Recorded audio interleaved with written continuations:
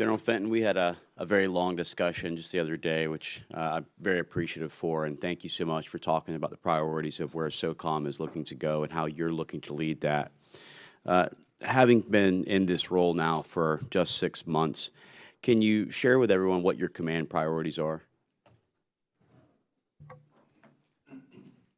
Congressman, thank you very much for that, and thanks as well for the session with you the other day. I can. When I think about it at the enterprise level, at the SOCOM enterprise level, those priorities are first and foremost people, followed by win, and then transform. And as we think about our number one priority, our people are our competitive and comparative advantage. We've seen that time and time again in the special operations community with just a very little guidance and a whole bunch of initiative and training and skill. Very complex problems are solved quickly, and we rush to those problems. So each and every day, as the Command Sergeant Major and I are part of this formation, we see it certainly in full display that our people are our number one priority, and everything we do really focuses on that, because they'll take us to the win, our second priority, across the spectrum of strategic competition, integrated deterrence, counterterrorism, and crisis response, and have done that since the origins. And I keep going back to World War II, and right afterwards with the beginning of Special Forces and UDTs that have become the SEALs, Air Commandos, Marine Raiders, and many others in our formation, even today. And they've won for decades for this nation. And we'll stay focused on that across those three missions of strategic competition, crisis response, and counterterrorism. Third priority for the enterprise is transform. And it goes first and foremost to our people. It's about this continual education of what we will require as we enter any era or decade, and certainly in this one as we think about the PRC in Russia. It'll be a continuing education. It'll start with our Joint Special Operations University.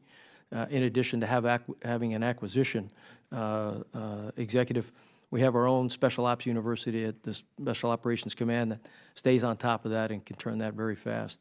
And then that's followed by tech, data, the things that we need to compete, and not big items very often, almost a Moneyball type approach, many littles in order to get after the challenge that the PRC and certainly the Russians present. But those would be the priorities.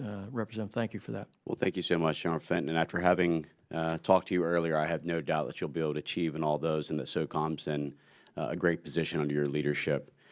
Switching to you, Assistant Secretary Mayor. In 2020, the National Defense Strategy had an irregular warfare annex, and in this it talked a lot about great power competition and upcoming strategies. Have we continued to fulfill that 2020 annex, and have we continued to put that into the field in a strategic way? Congressman, it's a really important question, I think, as we talk about the tools from a more policy and framework perspective that we will need going forward. So I think the answer to your question is yes, we've done a number of things. There is no more irregular warfare annex. It's integrated into the 2022 National Defense Strategy.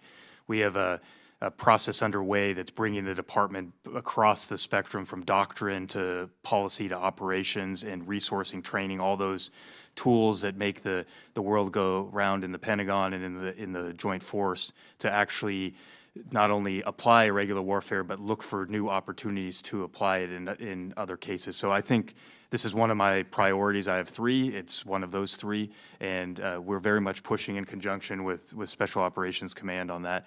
I would just add that we think irregular warfare is the responsibility of the Joint Force. SOF may be in the lead for it, but it can't be a SOF-only endeavor, sir.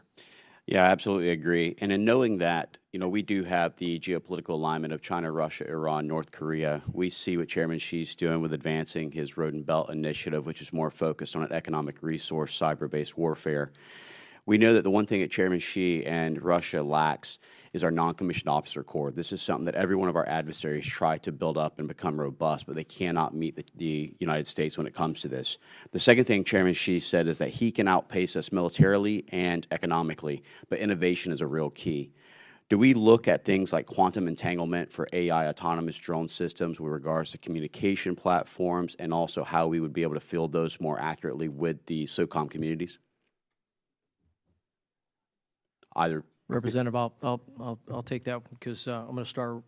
I absolutely agree with your description of our non-commissioned officer corps. Throughout our entire military, And in particular, I've lived in this formation for almost 30 years in your special operations community. I spoke a bit about it in the opening statement, but if I could pull it a little tighter, every military in the world looks towards the U.S. military because of a very key thing. And more often than not our equipment, it's not a number of other things that folks might think. It is our non-commissioned officer corps. They want to be the U.S. military because of our non-commissioned officer corps. Always have been, always will be. Any military we engage with, one of their first requirements is build us a non-commissioned officer corps. Give it mission command type orders, initiative, all the techniques and procedures. And they ask that because they know they'll be incredibly better off as a result. And we certainly appreciate it when they ask that. On your technology discussion, we absolutely are pursuing those type of technologies. I would say in the acquisition priorities area for me, and has been stated thus in the 23, certainly in our 23 budget, was anything, the AI, autonomous, uncrewed, and much of that really revolves around an artificial intelligence application that could sit on the data, give us a decision advantage, and then on top of that, really work to get these systems in the right place to achieve the right effects. And as quantum comes into, I call our radar screen to be more usable, we'll absolutely pursue that as well. Anything that gives us an advantage, a comparative and competitive advantage, already we're the best military in the world, but we're not satisfied. We want to continue to strive, and your SOCOM team's right there with them. Thank you so much for your service, and I really appreciate it. With that, I yield back. Thank you. And just